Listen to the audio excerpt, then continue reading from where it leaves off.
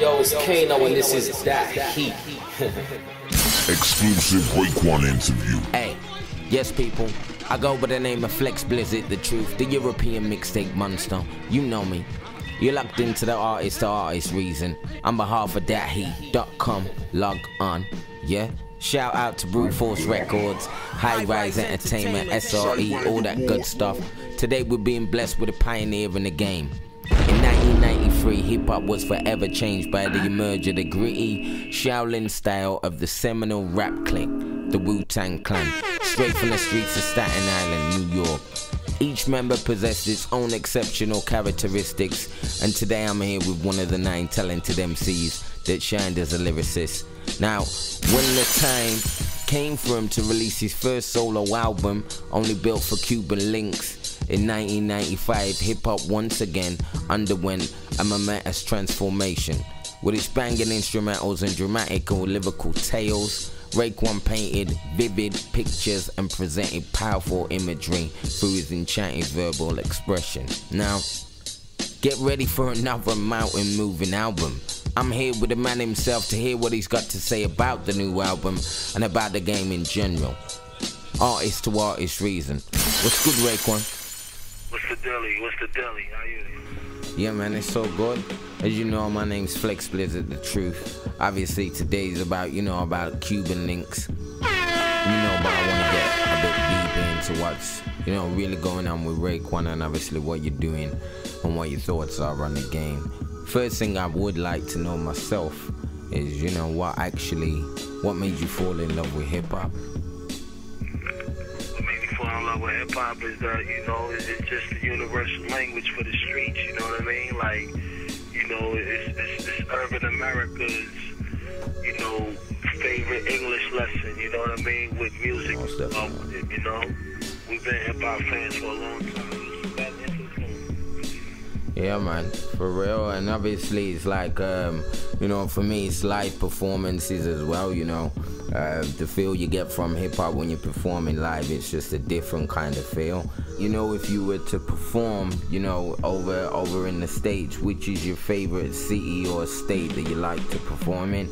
No, I don't really got no particular favorite state, you know what I mean? I like to perform in many different places, you know what I mean? Country, I hear that. Or different cities, or go to different, places though. But I'm universal, you know what I mean? Like I believe that, you make the party what you make it according to the energy that's inside the house, you know what I mean? So I've been in crazy places. I've been in Europe getting it in.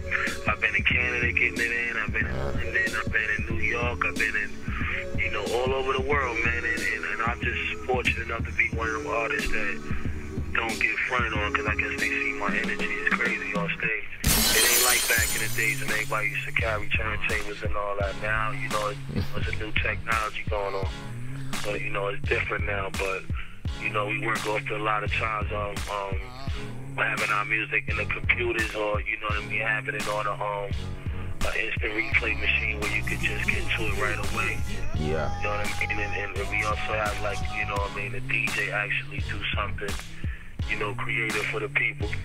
Most stuff, man. So obviously you've come out and performed in the UK also. How do you feel about the UK market as an American artist, and do you have anybody over here in the UK that you like to collaborate with? I mean, it's a lot of them. I just don't know all the names though, but you know what I mean? Overall, only thing I just don't like is that us as being over there in the States don't really collaborate too much with cats from the UK, and that's the only shit I don't like. I know we all got different, different languages on how we, speak in our music, and but I still think we all need to really just formulate together, you know what I mean? Because we represent the same common cause of great music and hip-hop, and I just think that that's the only shit that pisses me off is like, I would love to wake up and hear the radio and hear cats from across the world spitting with dudes that, that we look up to, you know what I mean? Because we all in the same pot together, but I'm going to make that happen, though. I realize my mission in life and what I got to do, so that's one of my missions to accomplish.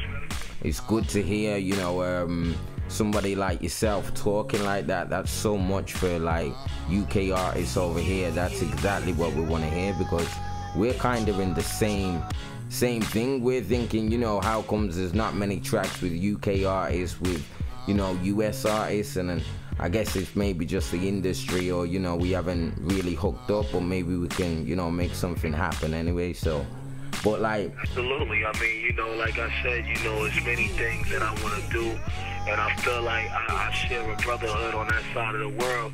It's like it's automatic in my heart that I gotta do things to really show and prove, and you know what I mean, to let people know on that side I'm appreciative too. So definitely, let's get it rocking and rolling, man. Right, I'm gonna send you the track. You know, I'm not because I have to do something. It's a cause. So yeah, I'm always for that. Well, I'm gonna send you the track today, and we're gonna get it in. You know what I mean? Yeah, just send it out. Let me check it and send it out. So what, like, you know, when you was coming up, obviously, I've listened to you guys from, you know, when I was in my early days of loving hip-hop, but what artists, like, kind of inspired yourself when you was coming up? You know what I mean? I mean, you know, what artists actually did it for you when you was on the come up? I mean, my shit go all the way back to Run DMC and KRS-One and Kane and them. They inspired me. You know, I grew up in a neighborhood where a lot of dudes was freestyling and having fun with it, because we was all infatuated with the hip-hop movement back in the early 80s. So, yeah, you know, I was a kid growing up checking out all this shit, and, you know, I fell in love with it. The music was talking to me.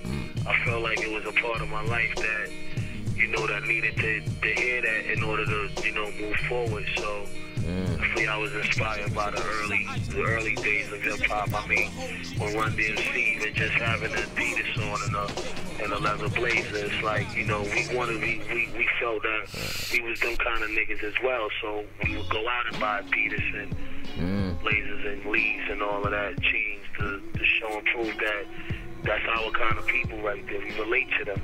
I feel that. And I know, like, everybody, like, you know, we all have our favorite artists within Wu-Tang. Do you have any, you know, favorites in your camp within Wu-Tang? I mean, you know, I can't really, you know, exclude anybody, but I mean, the Jizz, I just